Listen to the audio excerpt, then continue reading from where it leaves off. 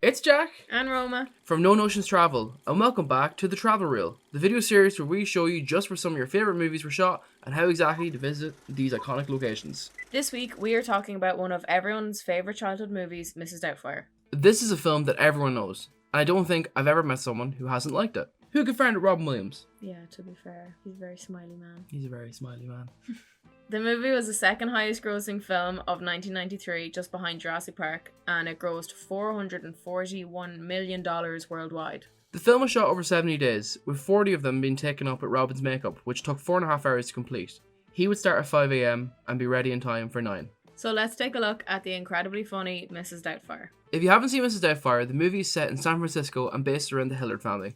Dad, Daniel, is a voice actor married to interior designer Miranda, and they have 3 kids together. When things stop working out for Daniel and Miranda, they split up. After a court hearing, it is decided that Miranda will have full custody of the kids until Daniel cleans up his act. Miranda needs to find a childminder and a housekeeper, and although Daniel takes a lot of action preventing anybody to apply, he decides to apply for the job, disguised as Mrs. Euphigenia Doubtfire, the dream nanny.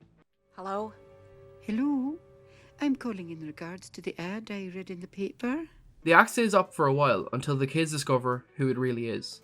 The kids decide to help their father stay in the character, all while hiding it from their mother, who is none the wiser. Eventually things get tricky, and in an attempt to save Miranda's new flame, played by Pierce Brosnan, his true identity is revealed to Miranda. The movie, looking back on it now, and after reading out a summary, sounds kind of weird, but it is an incredibly funny movie filled with imitations and singing from Robin Williams.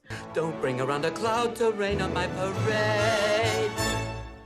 We're going to take a look at where this movie was shot and some of the fun stuff we discovered. The entire movie is set and shot in San Francisco and displays some of the iconic buildings and shots of the city. The Hillard family home is, as the film says, 2640 Steiner Street. You can visit the house in San Francisco, but it is residential, so you can't go inside.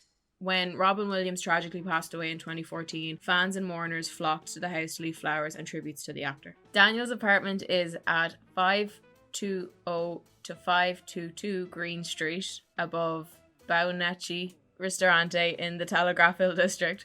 You can go look at it from the street. Mrs. Doubtfire fends off a handbag snatcher at Columbus Avenue, which has a couple of iconic buildings in the background. The run by fruiting takes place at a swimming resort.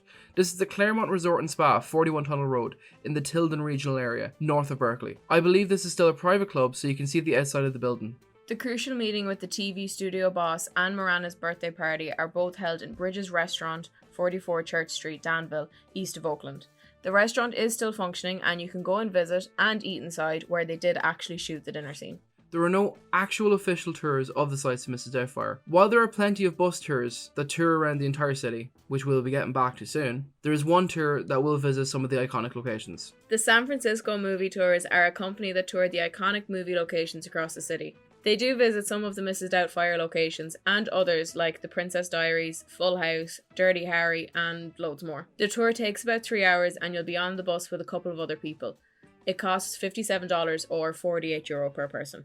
You can also do your own self-guided tour on one of the regular bus tours in the city, as some of the stops are near the locations like the house and the apartment. There is a full list at Global Film Locations, which include the Google Map locations too. And we'll attach the link to the bottom. Alright, Roma, favorite part of the video. I'm taking over this then. Well, do you want to say? I know the most about this. Okay, well then you take it over. I'm trusting you with this one. I'm handing the torch.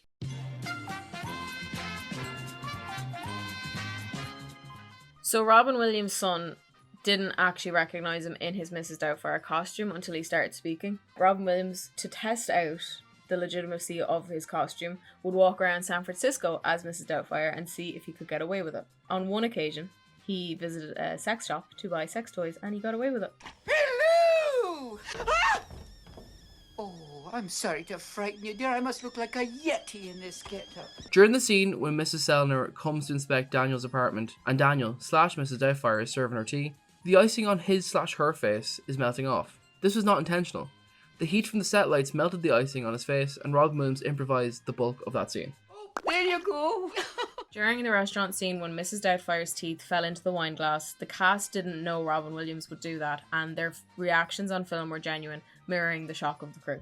The scene where Daniel knocks over the prosthetic mask and it goes flying out into the street required over 50 takes. The makeup of Mrs. Doubtfire took about 4.5 hours each day. And the mask wasn't just one piece, it was actually 8 separate pieces put together on Robin Williams' face. I went to see all those costumes in one of the museums in New York. You have photos of them. I have believe. photos, which I'm gonna like throw in here now. Of all the costumes, like the dresses and like the fat suit and stuff. It was very interesting to see. But the mask is not one mask like it appears in the movie, because it wouldn't really stick as tight. So. Chris Columbus would use 2 or 3 cameras at a time when shooting Robin Williams scenes, uncertain of what the famously improvisational actor would come up with. Columbus viewed shooting these scenes as if he were making a documentary, because most of Robin Williams' lines in the movie, most of them were improvised. Yeah. So in order to catch everything, he had to have 2 or 3 cameras at any given time recording to get every single angle.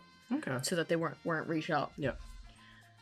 So much of the film was improvised, so to go through some of the best bits, it's easier to just list them off. So the line, "It was a run by fruiting," was improvised. The entire scene with that icing running off Robin Williams' face was improvised. The teeth into the wine glass was improvised. Referring to Miranda's clothes as a Dancing with Wolves motif and his refugee styling was improvised, and they actually had to get like legal in on that to make sure he was able to say that. We actually can't list off absolutely everything because that would be trying to say the entire movie, but there's a lot more. Robin Williams didn't know the lyrics to Barbra Streisand's song Don't Rain on My Parade. Uncle Frank and Aunt Jack had to teach it to him. There were many instances when Robin Williams tried to break the concentration of Pierce Brosnan. Mrs. Doubtfire! Help is on the way! In the scene when Brosnan, who plays Stu, was attempting to choke on the shrimp, Williams kept making sex jokes to make it harder for him to do. Throughout the movie, Mrs. Doubtfire says the word dear 101 times. In some scenes, she either mumbles the word or says it quickly. So I have the secret trivia this week. Woo! That Jack doesn't know about. Ooh. So the part that a lot of people will know is that this movie is based off of a book, an English book. Yeah, you know that. But the secret part is that there is actually a real Mrs. Doubtfire. I did not know that. Robin Williams based his character off of his childhood nanny, Okay. who was dubbed Lolly. Right. And when British tabloids found out about it, they tracked her down to a Michigan nursing home. Okay. And she loved the attention and then got dubbed as the real Mrs. Doubtfire. No way. Yep. She was a real person. Yep. Very cool. Mm-hmm. She's dead now, of course. Probably. Okay. Well. Yeah. Don't mean to Barbra Streisand rain on your parade, but... Don't bring around a cloud to rain on my parade. It's not working.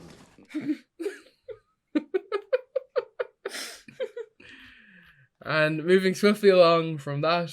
So, that's all the time we have today for Mrs. Doubtfire.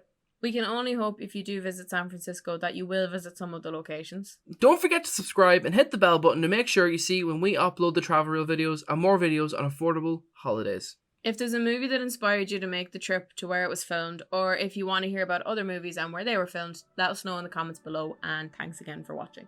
Au revoir. Bye. Au revoir. Auf Wiedersehen. Bye.